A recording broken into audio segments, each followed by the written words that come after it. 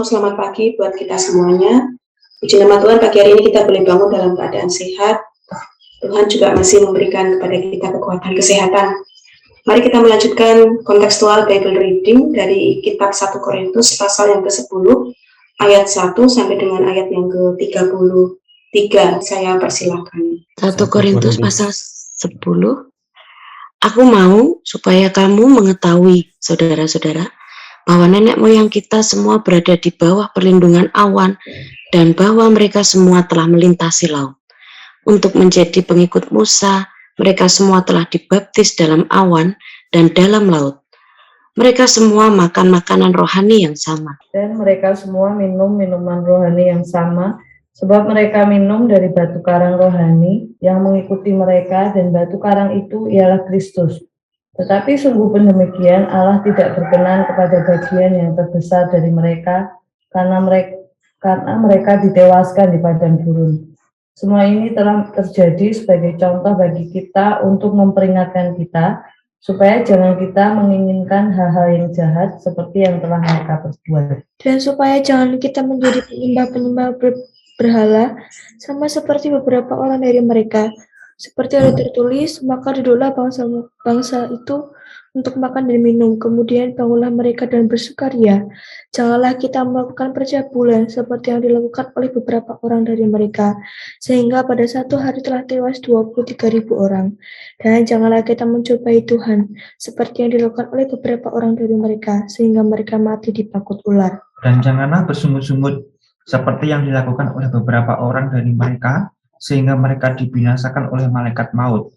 Semuanya ini telah menimpa mereka sebagai contoh, dan dituliskan untuk menjadi peringatan bagi kita yang hidup pada waktu di mana zaman akhir telah tiba. Sebab itu siapa yang menyangka bahwa ia teguh berdiri, hati-hatilah supaya ia jangan jatuh. Pencobaan-pencobaan yang kamu alami ialah pencobaan-pencobaan biasa yang tidak melebihi kekuatan manusia. Sebab Allah setia, dan karena itu Ia tidak akan membiarkan kamu dicobai melampaui kekuatanmu. Pada waktu kamu dicobai, Ia akan memberikan kepadamu jalan keluar, sehingga kamu dapat menanggungnya. Karena itu, saudara-saudaraku yang kekasih, jauhilah penyembahan berhala. Aku berbicara kepadamu sebagai orang-orang yang bijaksana. Pertimbangkanlah sendiri apa yang aku katakan. Bukankah cawan pengucapan syukur yang atasnya kita ucapkan syukur adalah persekutuan dengan darah Kristus? Bukankah roti yang kita pecah-pecahkan adalah persekutuan dengan tubuh Kristus? Karena roti adalah satu, maka kita sekalipun banyak adalah satu tubuh. Karena kita semua mendapat bagian dalam roti yang satu itu. Perhatikanlah bangsa Israel menurut daging. Bukankah mereka yang makan apa yang dipersembahkan mendapat bagian dalam pelayanan Mizpah? Apakah yang kumaksudkan dengan perkataan itu, bahwa persembahan berhala adalah sesuatu, atau bahwa berhala adalah sesuatu? Bukan, apa yang kumaksudkan ialah bahwa persembahan mereka adalah persembahan kepada roh-roh jahat, bukan kepada Allah. Dan aku tidak mau bahwa kamu bersekutu dengan roh-roh jahat. Kamu tidak dapat minum dari cawan Tuhan dan juga dari cawan roh-roh jahat. Kamu tidak dapat mendapat bagian dalam perjamuan Tuhan dan juga dalam perjamuan roh-roh jahat. Atau maukah kita membangkitkan cemburu Tuhan? Apakah kita lebih kuat daripada Dia? Segala sesuatu diperbolehkan, benar. Tapi bukan segala sesuatu berguna. Segala sesuatu diperbolehkan, benar. Tetapi bukan segala sesuatu membangun. Jangan seorang pun yang mencari keuntungan sendiri, tetapi hendaklah tiap-tiap orang mencari keuntungan orang lain. Kamu boleh makan segala sesuatu yang dijual di pasar daging tanpa mengadakan pemeriksaan keberatan-keberatan hati nurani. Karena bumi serta segala isinya adalah milik Tuhan. Kalau kamu diundang makan oleh seseorang yang tidak percaya dan undangan itu kamu terima, makanlah apa saja yang dihidangkan kepadamu tanpa mengadakan pemeriksaan karena keberatan-keberatan hati nurani. Tetapi kalau seorang berkata kepadamu itu persembahan berhala, janganlah engkau memakannya. Oleh karena dia yang mengatakan hal itu kepadamu dan karena keberatan-keberatan hati nurani. Yang aku maksudkan dengan keberatan-keberatan bukanlah keberatan-keberatan hati nurani sendiri, tapi keberatan-keberatan hati nurani orang lain itu. Ada orang yang berkata, mengapa kebebasanku harus ditentukan oleh kebebasan hati nurani orang lain. Kalau aku mengucap syukur atas apa yang aku turut memakannya, mengapa orang berkata jahat tentang aku karena makanan yang atasnya aku mengucap syukur? Aku menjawab, jika engkau makan atau jika engkau minum atau jika engkau melakukan sesuatu yang lain, lakukanlah semuanya itu untuk kemuliaan Allah. Janganlah kamu menimbulkan riak dalam hati orang, baik orang Yahudi atau orang Yunani maupun jemaat Allah. Sama seperti aku juga berusaha menyenangkan hati semua orang dalam segala hal, bukan untuk kepentingan diriku, tetapi untuk kepentingan orang banyak, supaya mereka beroleh selamat. Ya, amin. Puji nama Tuhan. Bapak Ibu, pagi hari ini dalam pembelajaran kita di surat 1 Korintus pasal yang ke-10, saya bagi menjadi dua bagian, yaitu ayat 1 sampai dengan ayat yang ke-13, kemudian masuk di ayat yang ke-14 sampai dengan ayat yang ke-33. Kita belajar dari bagian yang pertama, di ayat 1 sampai dengan ayat yang ke-13. Ya, surat 1 Korintus ini mengajar kepada kita untuk belajar dari pengalaman bangsa Israel. Bangsa Israel adalah bangsa yang tidak bisa menguasai diri. Walaupun mereka sudah mengalami pimpinan, penyertaan, pemeliharaan, mujizat Tuhan, namun mereka tidak menguasai diri, sehingga mereka jatuh dalam pencobaan. Apa saja pencobaan-pencobaan yang mereka alami dan membuat mereka jatuh di dalam pelanggaran dan dosa? Mereka melakukan penyembahan berhala, mereka percabulan, mereka bersungut-sungut. Nah, akibat dari semua yang mereka lakukan, firman Tuhan mengatakan kepada kita bahwa mereka ditewaskan di padang gurun, mereka mati di pagut ular, mereka dibinasakan oleh malaikat maut.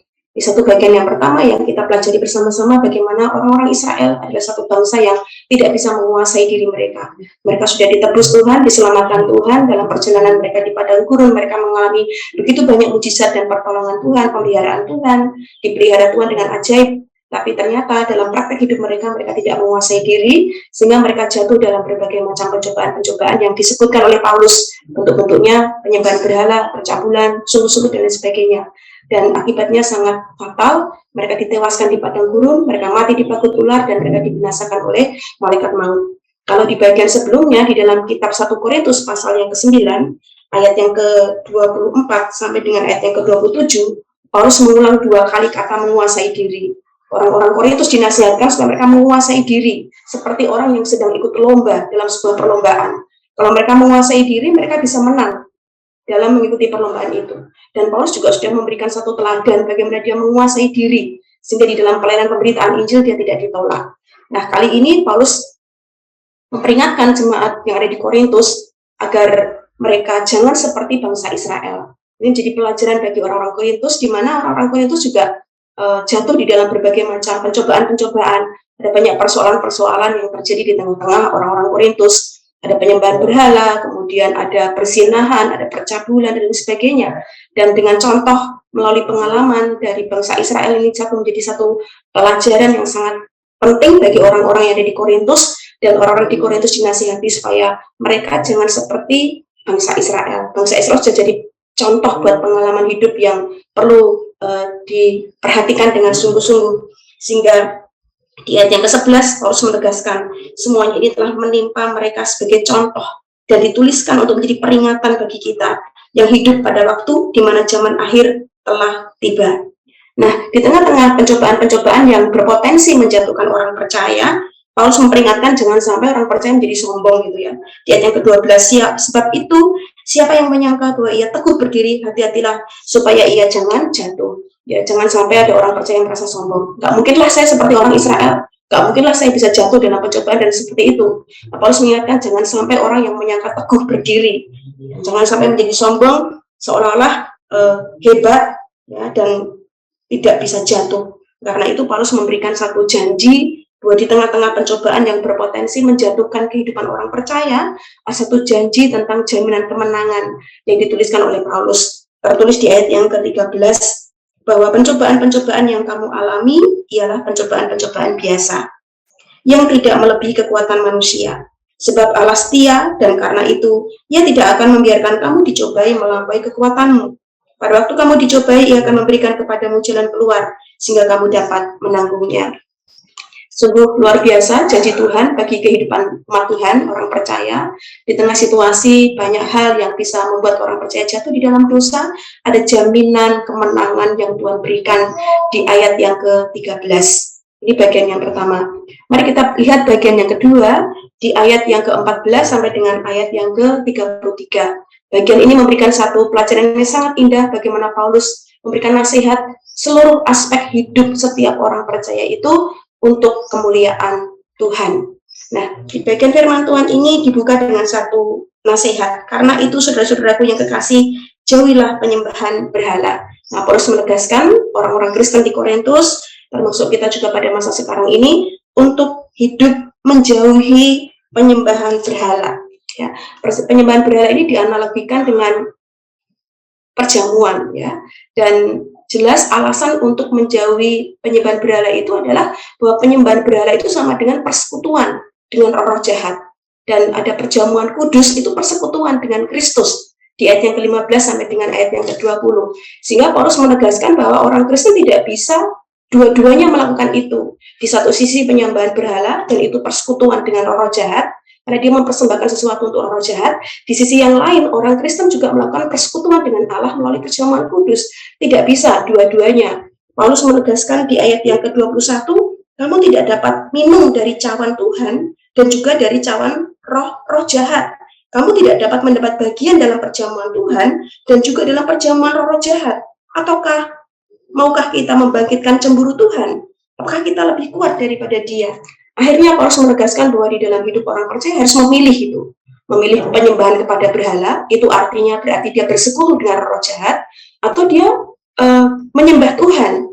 Nah, tidak bisa orang Kristen itu ada di dua kaki, yang satu berhala, yang satu Tuhan. Kenapa? Karena alasannya Tuhan itu cemburu. Tuhan itu tidak bisa diduakan. Tuhan itu tidak bisa untuk diduakan. Dan Tuhan hatinya itu adalah hati yang cemburu. Sehingga orang percaya harus mengambil keputusan etis, harus memilih penyembahan berhala atau memilih untuk tetap setia kepada Tuhan, menyembah Tuhan.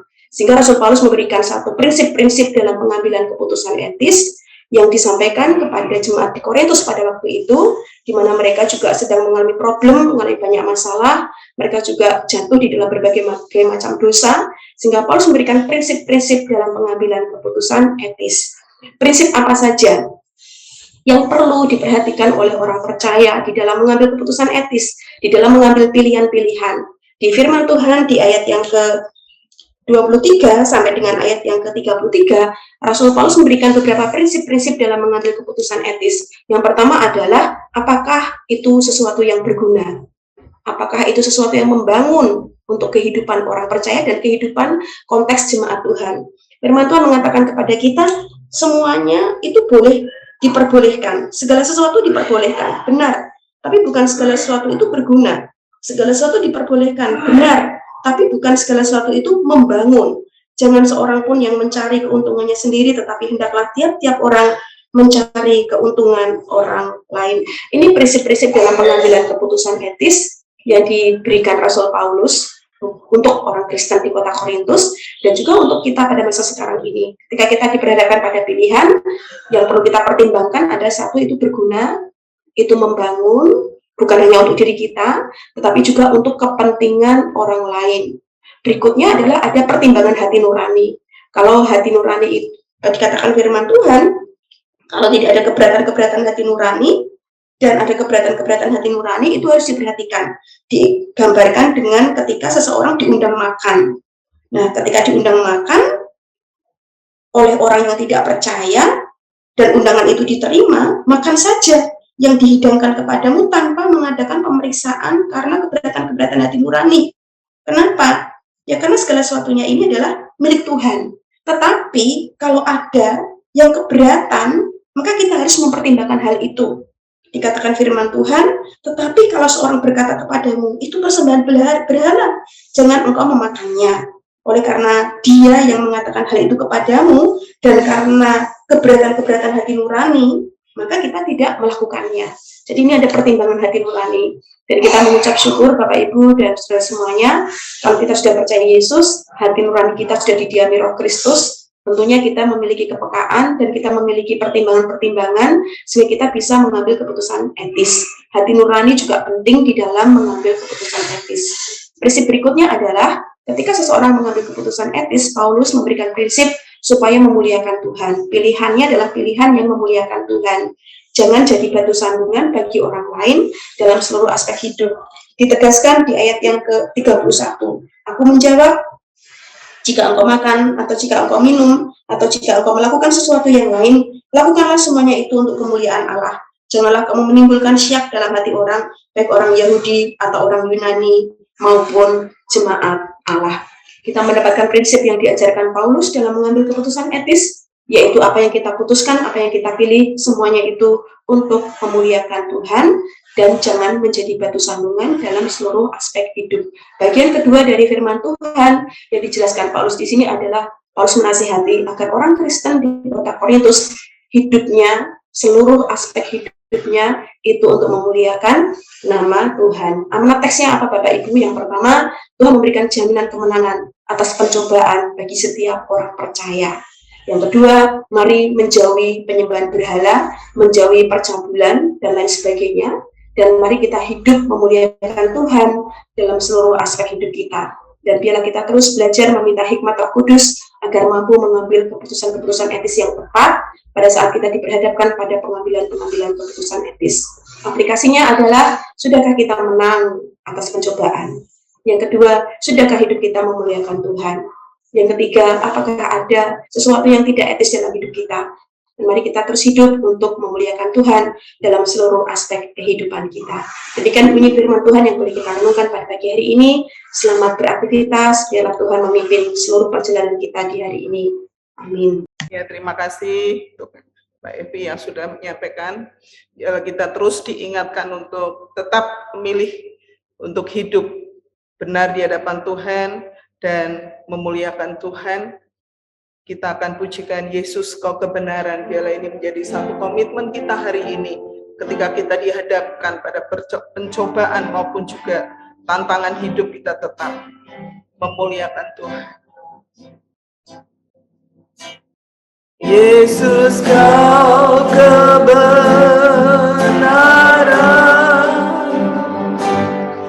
yang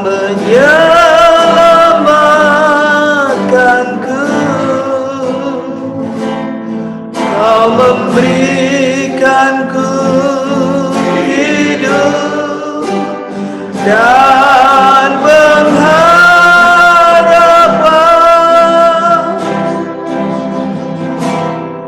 Ku ikut kehendak-Mu,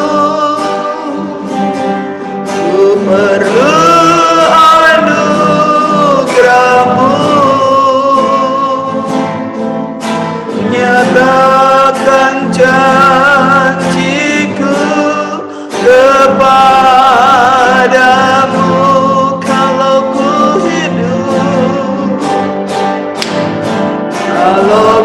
hidup bagimu, hatiku tetap menyembahmu. Dunia tak bisa menjauhkanku dari kasih-Mu. Selama ku hidup bagimu, hatiku tetap memandangmu. Dunia tak bisa menjauhkanku dari kasih-Mu. Yesus kau kebenaran. Yesus kau kebenaran yang menyelamatkanku. Kau memberikanku hidup dan pengharapan.